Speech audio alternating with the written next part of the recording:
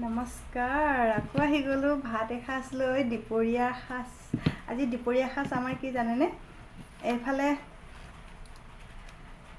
ঢেকীয়া শাকৰ ভাজি লগতে বুট দিছোঁ। ঢেকীয়া শাকৰ ভাজিত বুট দিলে বহুত ভাল লাগে। মই আলু দিলে ইমান ভাল নাপাওঁ, কিন্তু বুট দিলে ভাল লাগে। আৰু এইফালে বৰ ধুনীয়া ঔটেঙা আৰু গুড়া মাছ, দৰিকণা পুঠি গুড়া মাছৰ ভাল লাগে ঔটেঙা দি বনাইছোঁ। আৰু লগতে কি দি বনাইছোঁ ইয়াত আগতে মাহঁতক দেখোঁ আৰু ভাতৰ মাৰ দি বনাই ভাল লাগে, ঘন হয়।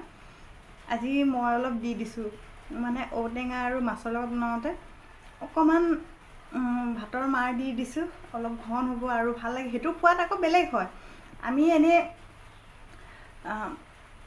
কিবা পাচলি দি বনোৱা আৰু পানী দি বনোৱা সেইটো চব্জিও বেলেগ, আৰু এইফালে ভাতৰ মাৰ দি বনোৱা সেইটো বেলেগ। আজি এনেকৈয়ে বনাইছোঁ, আজি এনেকৈয়ে খাই চাওঁ, বহুত ধুনীয়া হ'ব। ঔটেঙা মই বেছি দিছোঁ, মই ঔটেঙা খুব ভাল পাওঁ। এয়া ঔটেঙা চব ঔটেঙাকে লৈছোঁ মই, আৰু গুড়া মাছ।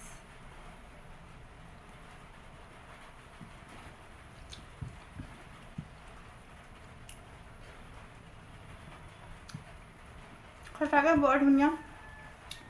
গৰমৰ বতৰত, গৰম দিনত টেঙা খাব লাগে, আৰু টেঙাটো বহুত উপকাৰী হয়। আমি টেঙা, তিতা, মিঠা, কেঁহা সকলো বস্তু সোৱাদ ল'ব লাগে, আৰু সকলো খালেহে আমি নিৰোগী হৈ থাকিম।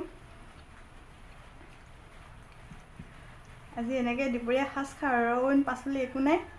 ঔটেঙা মাছৰ চব্জি আৰু এইফালে ঢেকীয়া শাক বুটৰ ভাজি। ভাল চব্জি এটা হ'লেই যথেষ্ট।